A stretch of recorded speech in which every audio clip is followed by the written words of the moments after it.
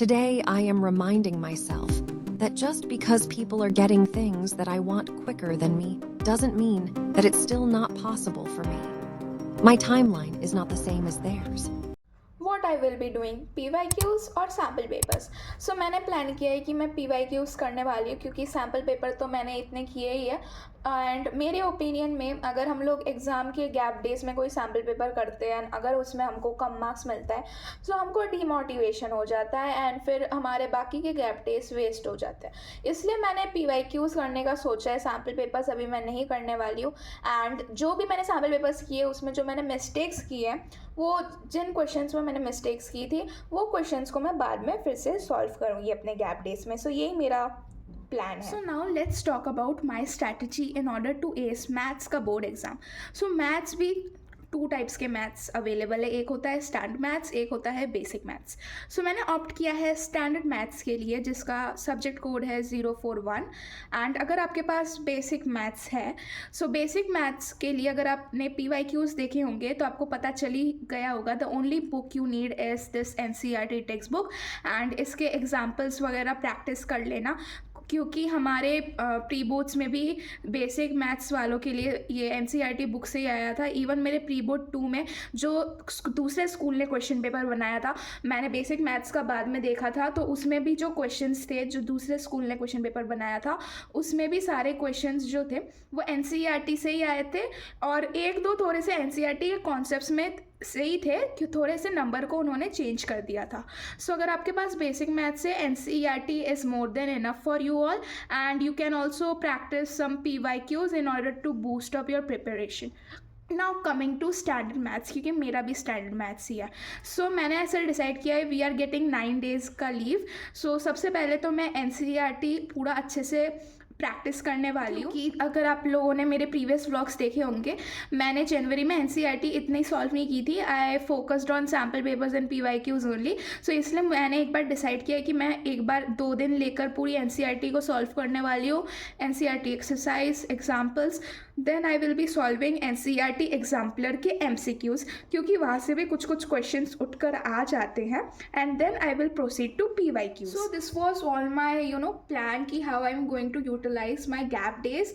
And also मैं वो 4 AM वाली लाइव मैराथन नेक्स्ट टॉपर्स की जो शोभित भैया लेंगे वो भी मैं जो 10th मार्च के मॉर्निंग को वो भी मैं देख कर जाऊँगी.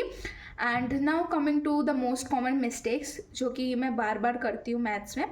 मैंने बचपन से किए हैं एंड अभी जाकर थोड़ा सा इम्प्रूवमेंट हुआ है, तो I avoid making those kind of silly errors and I will be sharing you with you all as well so that आप भी वो एरर्स ना करो जो कि मैंने किए थे. So error number 1 is copying wrong values from the question paper and then end up getting a different answer. So ये वाली जो एरर है ये मैं बचपन में बहुत करती थी कि क्वेश्चन पेपर में कुछ और वैल्यू गिवन है और मैंने कुछ और ही उतार दी है. सो ऐसे में आपका आंसर ऑब्वियसली गलत आ ही जाएगा. नाउ एरर नंबर 2 इज कि किसी भी क्वेश्चन में डिफरेंट जब हमको यूनिट्स गिवन है तो उनको हमको सेम ही यूनिट्स में कन्वर्ट करना पड़ता है. सो ये वाली मिस्टेक भी मुझे याद है मैंने फिज़िक्स में की थी क्लास 9th में एक बार कि सारे अगर सेंटीमीटर्स में और 1 मीटर में गिवन है, so you need to convert that metre also in centimetre और you can convert all the centimetres in metre. So इस टाइप के क्वेश्चंस भी आते हैं तो हमको यूनिट्स का ध्यान रखना चाहिए. ये वाली मिस्टेक भी मैंने की थी. Error number 3 is not using the appropriate working formula. So ये वाली भी एरर होती है कॉमनली जो लोग कर देते हैं कि फार्मूला पूछा कुछ और गया है क्वेश्चन में और आप फार्मूला किसी और ही चीज़ का लगा रहे हो और कुछ और ही निकाल रहे हो. सो ये वाली भी मिस्टेक है जो कि आप थोड़ा सा केयरफुल होकर क्वेश्चन को अच्छे से रीड कर फिर आप अच्छे से सही आंसर को लिख सकते हो. Error number 4 is untidiness. देखो चाहे वो किसी भी सब्जेक्ट का पेपर है but specially for maths I am saying कि we must do the paper neatly ताकि एग्जामिनर को वो देखने में अच्छा लगे और लास्ट में जो आंसर होते हैं उसको भी बॉक्स में कर देना. मैंने ये साइंस में भी किया था एंड मैंने भी ये मिस्टेक की थी. अनटाइडी मैंने कर दिया था प्री बोर्ड 2 में, इसलिए मुझे बहुत ही कम मार्क्स मिले थे. And the most common error is error number 5 not having a proper sleep. देखो मैथ्स एक ऐसा सब्जेक्ट है जिसमें आपको दिमाग लगाकर ही सॉल्व करने पड़ते हैं questions and specially when it comes to standard maths. Maths is not a subject जिसमें आप लर्न कर कुछ लिख रहे हो. But still you need to remember the formula. And अगर आप अच्छे से नहीं सोओगे तो आपको अच्छे से फार्मूलाज याद नहीं रहेंगे और फिर आपका एग्ज़ाम भी अच्छा नहीं जाएगा। भले ही आपका सिलेबस पूरा कंप्लीट ना हुआ हो, वैसे तो हो जाना चाहिए क्योंकि 9 डेज़ की लीव है, बट ऑल्सो अगर आपका पूरा सिलेबस अच्छे से कंप्लीट नहीं हुआ है सो आप रात में ही मत करना। भले ही आप रात में सो के सुबह उठ के कर लेना, बट प्लीज़ अच्छे से सोकर ही जाना। 8 आवर्स की sleep is must. So now I will be telling you all कि मेरे बाकी सब्जेक्ट्स के बोर्ड एग्ज़ाम कैसे गए थे। सो अभी we are left with only 2 subject के एग्ज़ाम, एक है मैथ्स और मैंने एडिशनल सब्जेक्ट ऑप्ट कर रखा है इन्फॉर्मेशन टेक्नोलॉजी।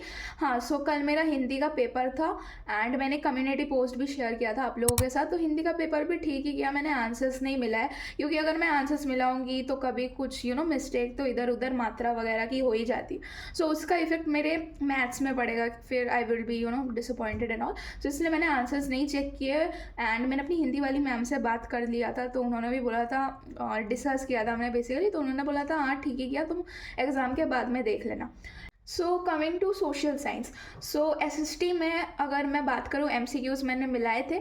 सो एमसीक्यूज़ में मुझे 19 आउट ऑफ 20 मिल रहे हैं। मेरा एक एमसीक्यू रॉन्ग हो गया था, वो एनसीईआरटी के बुक में भी नहीं था, वो एक ज्योग्राफी का था, तो पता नहीं वो वैसे भी मेरा रॉन्ग हो ही जाता। सो वो एक गलत हुआ है और आंसर्स तो वो अभी इन्विजिलेटर के ऊपर आई मीन एग्जामिनर जो चेक करेगा उसके ऊपर डिपेंड करता है कि वो कैसे मार्क्स देगा। एंड साइंस के मैंने मिला ही नहीं है, साइंस के मैं एग्ज़ाम के बाद मिलाऊंगी। And coming to English, English का भी मेरा ग्रामर में 2 गलत हो गया है। सो इंग्लिश के बाद आई लिटरली क्राइड, सो इसलिए फिर मेरा एक दिन पूरा वेस्ट हो गया था साइंस के लिए। सो इसलिए बाकी सब्जेक्ट्स का मैंने नहीं देखा है, और जब मैं देखूंगी आईटी एग्ज़ाम के बाद then I will surely make a video on that as well कि how much I am expecting. And result तो जब निकलेगा मैं आप सभी के साथ शेयर करूँगी, तब आपको पता चली जाएगा कि मैंने कैसा स्कोर किया है। So that's it for today guys, I hope you enjoyed this vlog and don't forget to like share and subscribe to my channel for more such videos. Also I will be making study vlogs for you all in 11th class as well. तो IT के बाद मैं बहुत सारे interesting videos लाने की कोशिश करूँगी एंड फिर मैं आपको बताऊँगी भी कि which stream I will be opting and which career and all.